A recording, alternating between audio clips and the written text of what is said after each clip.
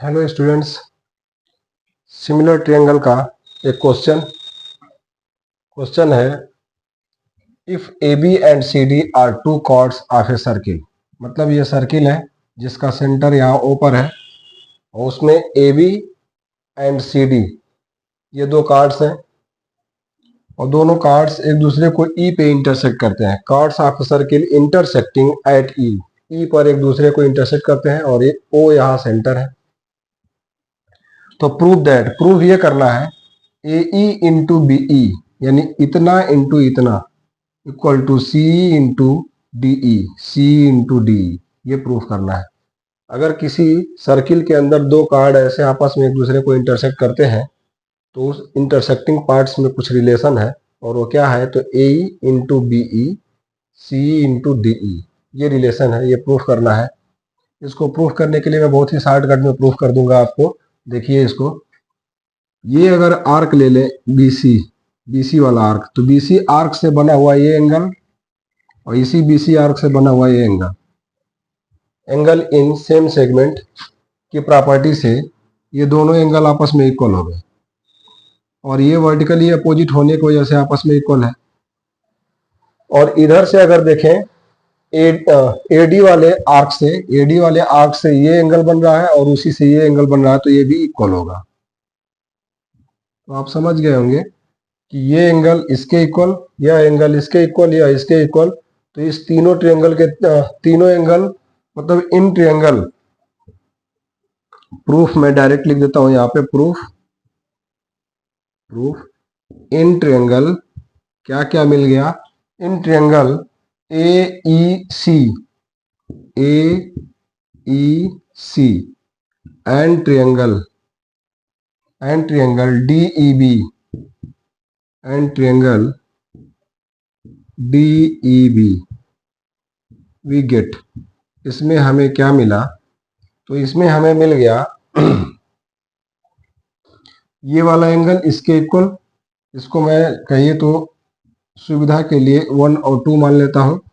तो angle 1 equal to angle 2, इस वाले को 3 और इस वाले को 4 मान लेता हूं।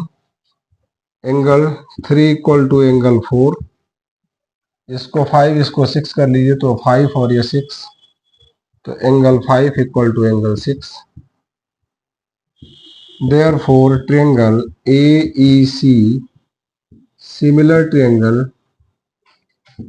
DEB, ये सिमिलर हो गए और जैसे ही ये सिमिलर होंगे तो सिमिलरिटी के प्रॉपर्टी से इनके करस्पॉन्डिंग साइड्स का रेशियो बराबर आएगा, यानी कि AE अपॉन डी। क्योंकि मैंने बिल्कुल करस्पॉन्डिंग के हिसाब से लिखा है। देखिए, करस्पॉन्डिंग के हिसाब से लिखने का फायदा ये रहता है कि जिस क्रम में इधर साइड लेंगे उसी क्रम में इधर भी साइड लेंगे।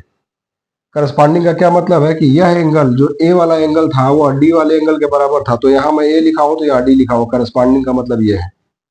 यहाँ ई वाले पे इधर का और इधर का दोनों बराबर है, तो इसके लिए भी, इस ट्रायंगल के लिए भी ई एंगल ही है, उधर वाले के लिए भी ई एंगल ही है, इसलिए यहाँ पे भी ई तो यहाँ पे भी लिया हूँ। और सी वाले एंगल के बराबर कौन है, बी वाला है, तो यहाँ सी लिया हो तो यहाँ बी लिया हूँ, यानी एकदम करस्पॉन्डिंग के हिसाब से लिखा हूँ। और करस्पॉन्डिंग के हिसाब से जब लिखते हैं तो रेशियो बनाने में आसानी रहती है। तो यहाँ से अब मैं लिख सकता हूँ ए ई, तो उसके रेशियो में कौन आएगा, डी ई आएगा। फिर कौन आएगा, इधर से हमको जरूरत किसकी है, ए ई और बी ई, तो अब यहाँ से और किसकी है, ए ई बी ई सी ई, तो सी ले लीजिए यहाँ से। तो सी का मतलब मैं यहाँ से ले रहा हूँ सी ई, ऐसे सी ई, तो यहाँ से लूंगा बी। जो हमको जरूरत है ना उसी को मैं यूज कर रहा हूँ। ए की जरूरत है, बी की जरूरत है, सी की और डी की, तो मैंने यहाँ से लिया ए ई, तो यहाँ से ले लूंगा डी ई उसी क्रम में। फिर यहाँ से ले रहा हूँ सी ई, सी ई, तो यहाँ से ले लूंगा बी ई और इसके बाद क्रॉस मल्टीप्लाई कर दूंगा, क्रॉस मल्टीप्लाई। तो this implies that A E into B E equal to C E into D E, C into D E, वही हमको लाना था, A into B C into D. ये प्रूफ हुआ। इस पे न्यूमेरिकल भी बन सकता है, क्वेश्चन बन सकता है, ऑब्जेक्टिव क्वेश्चन बन सकता है।